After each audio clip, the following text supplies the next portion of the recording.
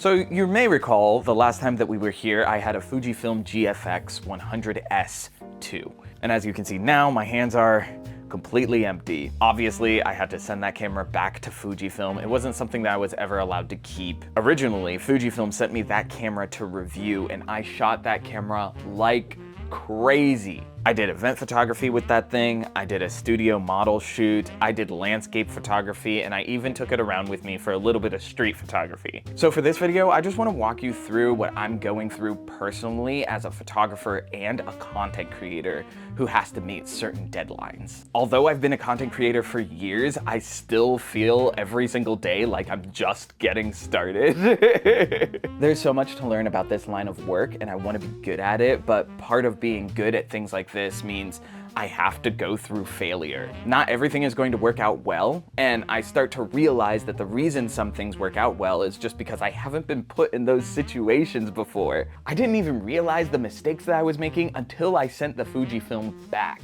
But I am feeling a little bit of regret for two reasons. Number one, although I did put the camera through a lot of different types of situations, I didn't exclusively record myself talking about the camera and also showing off its capabilities and everything like that. And also, just to be clear, I do have a lot of footage of me shooting with this camera, using it in different scenarios, but I kind of feel a certain responsibility to Fujifilm to deliver video that features their brand really nicely. I wasn't being paid for this review at all, so it was really important to me to produce some content that was valuable to Fujifilm while I had the camera. And I didn't take the time to do that.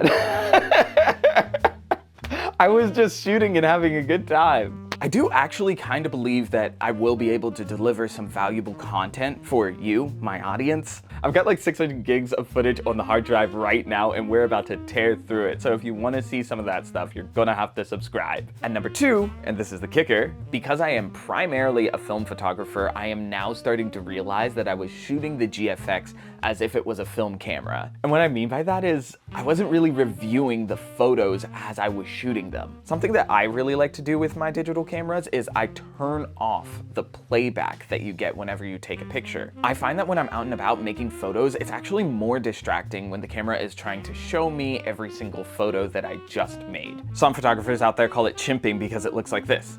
Click, ooh, click, ooh, ooh, ooh, ooh, ooh, ooh. I do not need that GIF in my life. Please don't do this to me. The only reason I don't do it is because I find it distracting, but honestly, it worked in my detriment in this situation. I've had situations before where I've been loaned a camera and I didn't take the time that I needed to shoot that camera as much as possible. So when I got the GFX, my primary objective was to put that camera through as many situations as possible so I would feel that I didn't waste my time. And look where that got me. So here's the timeline of events. I got the camera, I shot with the camera, I sent the camera back, and now I'm reviewing my images. Now I'm editing my photos. You heard me correctly. I didn't edit any photos while I had the GFX in my possession. Of course, I'm bringing all of this up because I am now looking through the raw files of the GFX, and I've gotta say, those raw files are stunning. They're so good.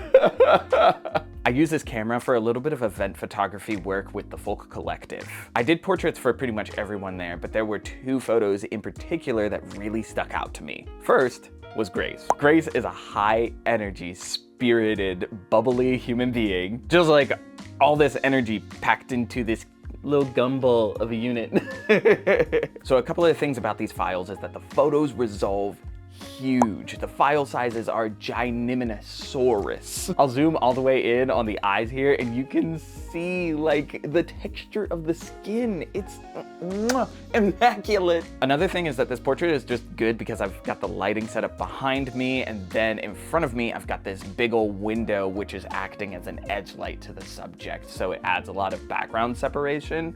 Really, really nice. I can't remember the aperture I was shooting at. I'll go ahead and throw that information up on the screen, but I might have been at like f4 or something like that. I did get that nice buttery bokeh in the background, and I think that that's really cool. But the number one thing I want to say about this raw file is I did very, little editing. I mean, I dropped the highlights a little bit and I brought down the black so I got like really inky, deep black. But other than that, not much. This is just the way that the Fujifilm RAW files are. I also did a portrait of a guy named Chris. He's really tall, much taller than me, but he is a beautiful human being. Not only that, but this photo, I didn't need to do anything to it. All I did was drop the blacks and make the black a little bit more inky. The nice thing about moving that black slider over is that sometimes it makes the colors appear to be more saturated. So it does a little bit of a boost there, but literally that is the only slider I touched. I didn't even touch the curves. I'm scared to say it, but I'm gonna say it out loud. I think I like these colors better than I like Canon colors. Oh no.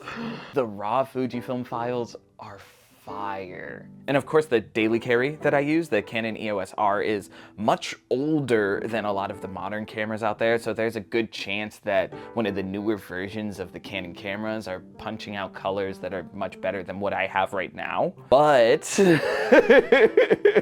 just based on the results from the Canon EOS R and comparing it to the Fujifilm GFX 100S2, I like the Fujifilm better. Now that does not mean I'm gonna switch systems. I have too many lenses to be switching systems. But it is something that I'm realizing now that I'm going through the photos and editing them for the first time.